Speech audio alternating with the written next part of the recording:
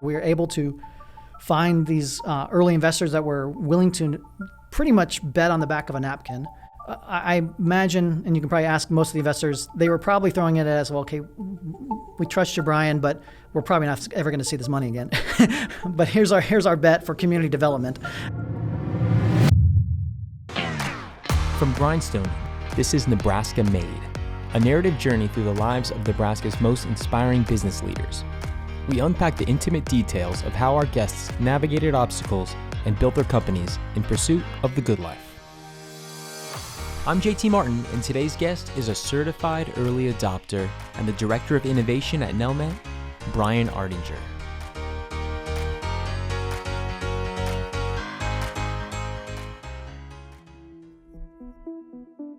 Our guest today, Brian Ardinger, has a keen eye for what's around the corner when it comes to technology, and he's been on the front lines for much of the innovation that's happened in the state over the years. He was responsible for helping bring the first PayPal offices to Omaha. He started the NMotion Startup Accelerator, which has produced countless success stories, and now he's helping lead Nelnet into the future as their Director of Innovation. His path has taken him everywhere from Hong Kong to Silicon Valley, but something about Nebraska has always brought him back. I was born in Pittsburgh, Pennsylvania. So my father was an English professor. He came out here to actually take a position at Bellevue University when it was first kind of spinning up, and he was the vice president of academic affairs there. So he brought us from West Virginia with mountains to a place with no mountains and this idea of this big sky. It was kind of a freaky kind of change. So in high school, I was in DECA. I was a state president back in 1986. And that whole marketing business kind of thing, my marketing teacher at the time, Al Winstrand, he was a DECA advisor, and that he took me under his wing to a large extent and really kind of gave me the confidence to do things like run for state office or just pursue my passion around business. And so during the summers, he was always doing these side projects, market research projects and that for somebody. So he'd always pull me along that and kind of that'd be my side gig. So my first project with that, we were working for Certified Transmission, which is a company still out there today. And the founder of Certified Transmission was looking at trying to expand his business to different locations.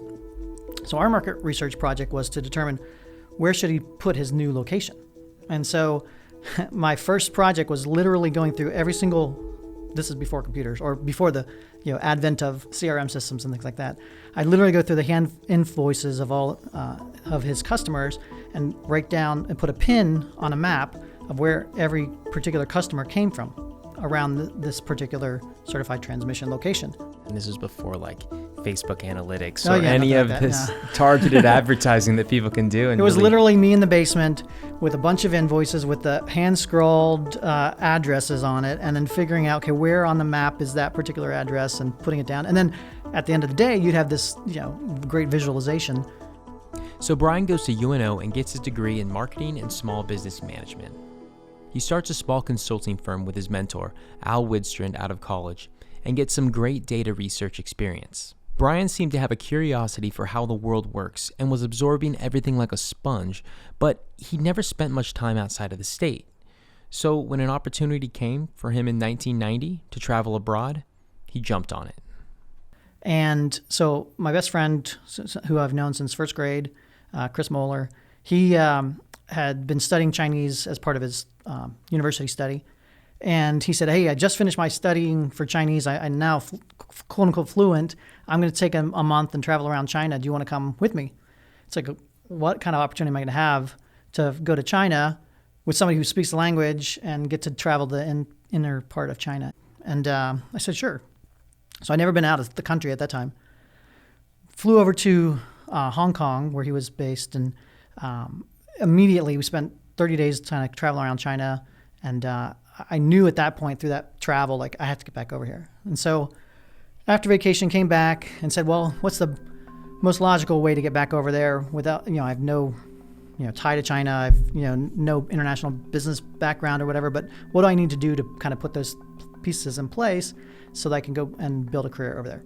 So I said, well, I'm going to go get my MBA. So that's when I decided I'll go to Penn State, get my MBA, focused on international business, and then I bought a one-way ticket after I graduated and flew back over there. I guess I just think that for Nebraskans, Chicago is Yeah. this giant, like metropolis. And, if you make it to Chicago, wow, you're really out there. And then you take it a step further and you go across the world. Maybe if you're from some real international city like New York City, okay, maybe it makes sense that you're going to, do a little stint in Hong Kong, but it just sounds really ambitious. And not a lot of your colleagues, from college probably were doing the same thing. Yeah, they were going to New York and they were doing banking things or most of my MBA. One of the reasons I chose Penn State was it was a massive university, but the MBA program was pretty small still. And they were the only ones that were willing to actually put together a study abroad program for me. So as part of my MBA, I took a semester and spent a semester in Hong Kong. So you graduated with your MBA and you went to work for Gartner? Yeah, so I bought a one-way ticket, flew over, knocked on doors, and got connected with Gartner, who had just opened an office there. And they were looking to build out their consulting practice. So I was hired as myself and one other individual to build up the consulting practice in Asia, which was quite interesting. So my first project was I had to size the DASD market in China. First thing I did was, what the heck's a DASD? So DASDs are like the storage units back in the day where, a terabyte of storage was a big deal. And in the big mini frames and mainframes, they'd have these storage devices. And so I was like, well, how am I going to figure this out? So, did back of the napkin things. First, what is a DASD? Secondly, then trying to figure out, who sells this stuff and who buys this stuff? And then you start triangulating all this type of information. You start asking, the vendors who are selling this, and then you ask who's buying this, and you start doing interviews, and you start kind of figuring out what the answer is, and you take these wild guesses, and hopefully you're kind of in the ballpark. Probably put a lot of pins on maps again, yeah, like exactly. you did in your early days too, because it was sort of a rudimentary way of doing research back then, it sounds like. And so you're overseas while Nebraska's winning all these national championships. Yes. Do you ever feel like your life back in the States is kind of, you're missing out on things? Yes and no. So the great thing about the internet was it was opening up, and so you had things like Real Player, where the ability to stream, audio at the time. And so we would sit up at 2 a.m. listening to a Nebraska game live, via the Real audio stream. And then we'd go out and have breakfast after the game was over. And one of the bowl games, we got one of the local bars to open up. I think it was the Alamo Bowl. We got one of the bars to open up because they were going to stream it on ESPN. And so we got into the bar, and we had like 5 other Nebraska friends that we knew from Hong Kong. So anyway, we went to the bar, and the little ESPN came on the screen. I was like, oh, that just feels so like refreshing, because we hadn't heard that before in quite a long time. And one of my friends was like, oh, this is amazing. So Brian works at Gartner in Hong Kong in the 90s before being transferred to the Silicon Valley office at the beginning of 1998. At this point, he was getting more and more experience with this new technology called the internet, so much so that he was becoming considered an internet expert and was even called on by CNBC in Asia to report when they would have a story related to the technology. So making the move with Gartner to Silicon Valley as a senior executive was the perfect fit for him, until his curiosity and wanderlust returned once again. Okay, so Chris, he was your childhood friend, right? Who was the translator? He was in Silicon Valley as well? He was in LA. Okay. He had been learning HTML from scratch, and I was at Gartner, and I was covering software and this new internet stuff. There was a lot of stuff going on in Silicon Valley, but it was almost that was almost boring compared to what I was doing in Asia. And I just wanted to change because, I'd been running on adrenaline in Asia so much. And so I just wanted to mix it up a bit. So my friend Chris, who had been living down in LA and learning HTML at the time, he was, looking for a change as well. And so we both quit our jobs and decided to do this project we called Quest 4. And so we bought a great Jeep Grand Cherokee and set off to go around the United States to tell the stories about how do people find success in America and what were their journeys along the way. And so this is beginning of the internet. We were hand coding HTML. There was no Google. Google, I think maybe had just started, but there wasn't like a search anything and find your answer kind of deal. There were blogs had not started yet. And so we basically created this online community building these tools from scratch. Or, we had hand-coded HTML pages every day that we'd upload. And then we mapped out a trip around the United States with the goal of interviewing different types of people around, not the Bill Gates of the world, but the average everyday Joe that was doing something interesting. Mm-hmm. And did it have to be internet related, or could it be? No. So, okay. We interviewed a stunt woman in LA and a schooner captain in Maine and a big game hunter in Wyoming. So we spent about almost a year on the road, and every day we do some interesting things. We post it up there. We talk to some folks. We transcribe the interviews and post them up, and we kind of started doing that. Well, back then you couldn't even see what was trending on Instagram in the next town and message people and set up an interview. Yeah. You had to literally go ask at the gas station what's happening in this town that we should know about and talk to. Generally, most of the cities we had some type of connection or built a quick connection that we could find 2 or 3 interesting stories. Every city and town has interesting stories to tell. And so it was finding those interesting people and telling those stories, which was kind of fun. We got off the road after about a year, and we decided to put the project to rest. I tried to figure out, okay, what am I going to do next? And so I ended up back in Nebraska, and I took a stint as head of economic development for Sarpy County. And so I took over with the idea of, how am I going to market the city of Omaha and the surrounding Sarpy County and that for companies that were moving in there. So again, didn't have a lot of experience around that, but I was, ambitious enough to figure that out. And helped bring PayPal here to Nebraska. That was my first big client and first big win. And I remember the day the person walked in from California, she had a card, X.com, which is Elon Musk's company. And it had just been bought by PayPal, or they just merged. And they're saying, we're trying to expand our call center, and we heard, Nebraska might be a place that we should look. And I said, okay, great, let's go, and I'll tour you around. And at the end of the day, we sat them down and said, here's the prices, here's where where we're at. We'd love to have you guys come here. And they look at the prices and they're like, it's not as good as I thought it was going to be. It's like, well, this is crazy because we know it's got to be cheaper than California. These are the annual numbers. And they said, oh, we thought these were monthly. Okay, well, what do we have to do to move here? Because it was that dramatic of a difference, and it's probably still similar today. But at the early stages, I had to really fight for attracting a company like that here, because it was a startup and it was, unknown. This whole PayPal thing was kind of crazy at the time. It's like, why do we want to try to help these types of companies? We don't know if they're going to be around in a year. And it's like, well, look at their growth numbers and look at what they're doing. And, I don't think this is as risky a bet as you might think. It's not a, IBM bringing 500 call center jobs. It was something different. And you didn't probably even know who Elon Musk was at the time. No, I'd read a couple stories that he had crashed his McLaren and things like that, but for the most part, I'd heard of X.com and PayPal and what they were doing, and it was on this massive, quick growth path, but it was still pretty early days. This was 99, I guess it was. So I only had about a year and a half stint as an economic developer. It wasn't something I was super passionate about, although I really did like trying to, sell and attract people to Nebraska. But I got a call from my former colleague at Gartner. He said, hey, I just interviewed for a job back in Asia with a company called China.com. And they're going to be the AOL of China. And they're trying to find a head of research. I didn't really want to go back to Asia, but I think, this would be an interesting job. Would you want me to, put your name in the hat? I said, sure. So I put my name in the hat, got a call, and they said, hey, we'd love to interview you for this. Can you come to Hong Kong this weekend? And it's like, I'm in Nebraska. Sure. So I got on a plane. I flew 24 hours to get to Hong Kong. I interviewed with would be my future boss in the airport. And he said, I've got to go to India today. Your resume looks great. You look great. The recommendations are great.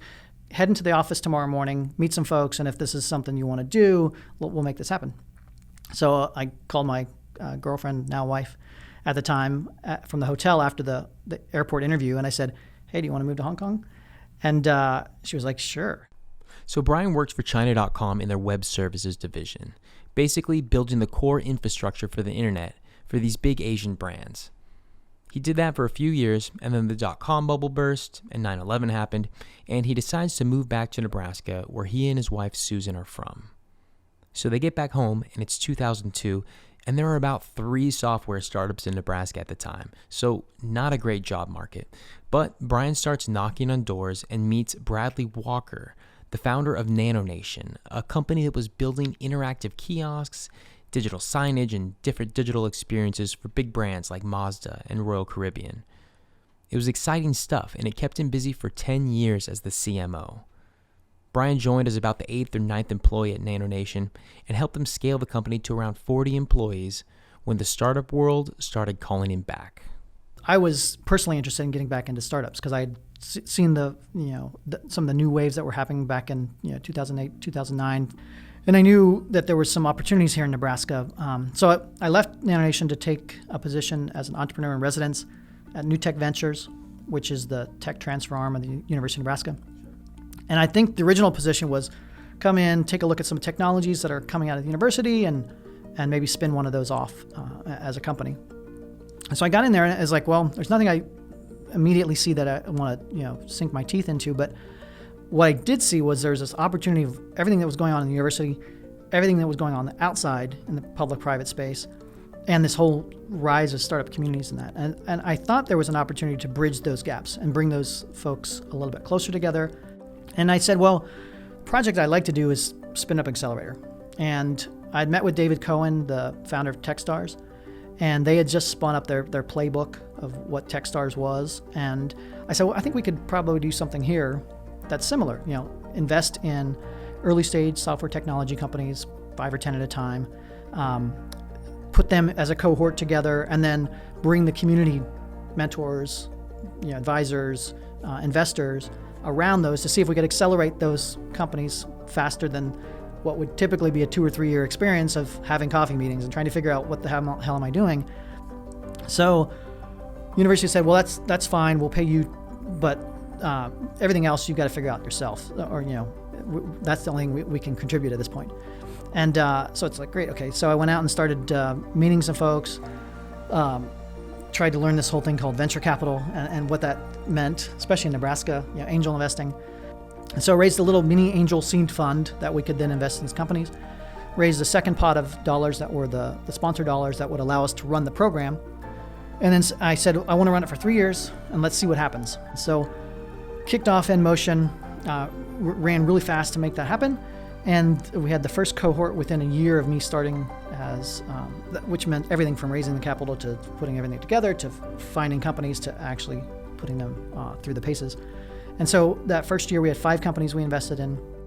And so, the model actually worked to a certain extent. We were able to find these early investors that were willing to pretty much bet on the back of a napkin, which is hard to do in Nebraska. To find those, you can find those folks out in the valley there's people that are throwing dollars at early ideas all the time.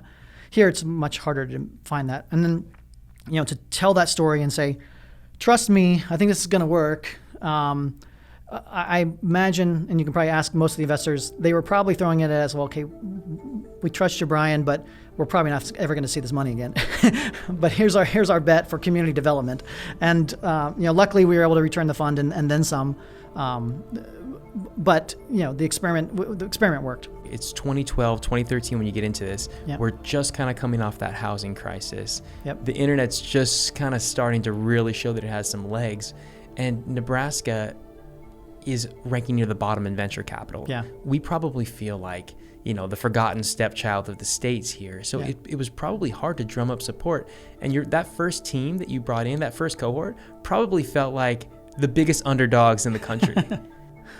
I think one of the only reasons why it worked is I just ran very fast and I'm going to run it either into a wall or this is going to work. There was no really in between. We're going to milk our way and try to, get all the support and build it all up and eventually get to the place where we need to get to. It's like, we're going to run really fast. We're going to get the people that really believe in this or not. And we're going to see if it works. Was there ever a really dark day when you were like, what, we might have to call it quits right here, and maybe Nebraska isn't the place to build these type of companies? Maybe I was wrong. there's always dark days in startups, and you sometimes block those out and don't want to go back and relive them, so to speak. But I mean, all along the way, there was times when if this didn't happen, the whole thing would have fallen down, or if this next investor didn't come on board, or if somebody decided to back out, or I don't know, whatever the case may be.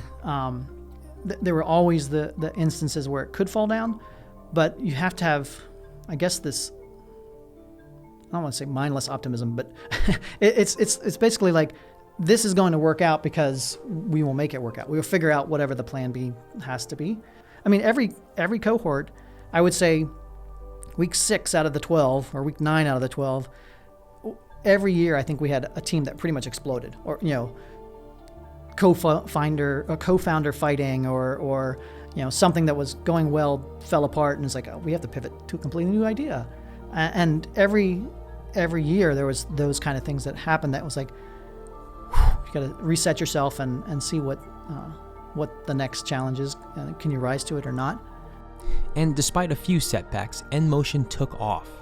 Since 2013, NMotion has helped 56 early-stage companies, including Quantified Ag, Noble Health, Realm 5, LiveBy, Leveraged RX, just to name a few. And over the years, as Brian's vision and leadership becomes more and more visible to the public eye, he starts to get pulled into new consulting projects and new endeavors. After the first 3 years, I said, well, I've been asked to do some other things, and can you raise the second fund? So I raised the second fund, and then we turned it to some other folks to help run it. And then I stepped away to do more of this corporate innovation kind of work. And through that, I kept getting asked during the process of NMotion, how are you doing this? How are companies moving so fast? What's this whole thing called customer discovery and lean startup and some of this stuff that we think might work in a bigger company? How does that work? And so, through that particular process, spun up InsideOutside.io to help tell those stories and help corporates kind of understand the nuances with startups and, bring the ties and the t-shirts together to see what happens. And so we started the podcast, and then a year later we started the event series. And we've had 4 years of events that we brought folks from all over the world to come to the middle of Nebraska to talk about innovation and all the fun things around that. And that's what I still do today. And then last 2.5 years, I became Director of Innovation at Nelnet. There, I've got a couple hats that I wear. One is the venture capital hat, so we invest in quite a number of startups. So that's one hat. And the second hat is the inside innovation, helping our own teams think and act and move more like startups, and being more innovative with what we're doing. So helping our different business units, and we're pretty diverse. Most people think of Nelnet as servicing your student loan, but we've just spun up a Nelnet Bank. We've just spun up Nelnet Renewable Energy division, where we're doing community solar in that. And so there's a lot of different things that we're doing. We, obviously Allo was a big diversification and putting gigabit fiber here in Nebraska. And so we're always looking for, what are new ways we can create and build value for, Nebraska, our ecosystem, and Nelnet itself. What was it about Nebraska that made you successful, brought you back? Of all the things that you worked on, whether it's, NanoNation, and Tech Ventures, NMotion, and Nelnet, what was it about Nebraska that you think made you successful? It always comes back to people. I mean, your ability to connect with people here in Nebraska and to find different tribes that help you kind of navigate different things. I've always found it super open. Do you think that Nebraska could ever be at risk of losing that if we were to become the next Austin, Texas, or something like that? Well, I mean, I think cities go through evolutions based on strengths and weaknesses, and that I think we are going into this, talking about trends and that, I don't know exactly how Nebraska is going to fare from the standpoint of there's a lot of, when you look at any place a person can live in the world, we don't have some of those natural advantages that a Boulder or Miami or what might have. Having said that, I think we've got to double down on the people, like double down on our helpfulness and our ability to help the builders, makers, movers, shakers, creators, and founders have an opportunity to say, hey, we will support you in what you're building. That's cool.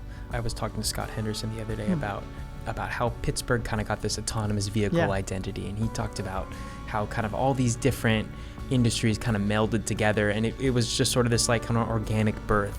Do you see anything in Nebraska that could point you towards a strength that we might have in a particular industry, maybe, or a particular vertical that looks promising? I mean, one of the things at NMotion, we tried to figure out what are the kind of the verticals, core things that we could attract companies to help build here. And obviously sports tech is one of the big things with Huddle and Open Doors and others, Elite Form, that there's I think one of the reasons why sports tech actually works very well here is like, unlike some other industries where you have to have customers in your backyard. So take Nashville, for example, with the healthcare space. There's a ton of people working in healthcare, and that's why that cluster has formed. But like in sports are everywhere and all places. There's no like one place to go to get a customer for sports. It's everywhere. So it's geographically diverse from a customer base perspective. So I think we're as good as any other place that could create that type of sports tech kind of complex and that. So if people are watching this, one, thank you. But two, lean into the fact that you have an opportunity to build something here. I think a lot of times we look to say, well, we can't do that here. That's not what we are. But you have to have people that take that first step, and the more people that take that first step, those become the next mentors for the next level for whatever. And so don't be afraid to start a side project. Don't be afraid that you have to build everything and have it to be successful to get going. Like, start something, and you're probably going to stub your toe, and you're probably not going to make it work right that first time, but the second, the third, the fifth, the 10th time, you might. Today, Brian's consulting firm, InsideOutside.io, allows him to do what he does best: help companies navigate and compete in a world of change and disruption. His startup accelerator brainchild, NMotion, continues to crank out new startups and has recently appointed Nebraska native Scott Henderson to lead the program into the future. You can follow what Brian is up to on the Inside Outside Innovation podcast, which has run continuously for 7 years and recently just topped over 250 episodes. I'm JT Martin, and this has been a Grindstone production. Grindstone is one of the premier production and marketing firms here in Lincoln, offering everything you need to grow your business, from video and podcast production to social media management and media buying. You can learn more by visiting grindstoneagency.com. Well, and what I like about Nebraska is that you can think here, but then you can also act here. Like, it's one of the only places I've found that it's the tight-knit community where you're within 1 or 2 degrees of getting whatever you want done. People are willing to help. You can send an email to Brian Ardinger and he'll come on your podcast. Like, this doesn't happen in Silicon Valley,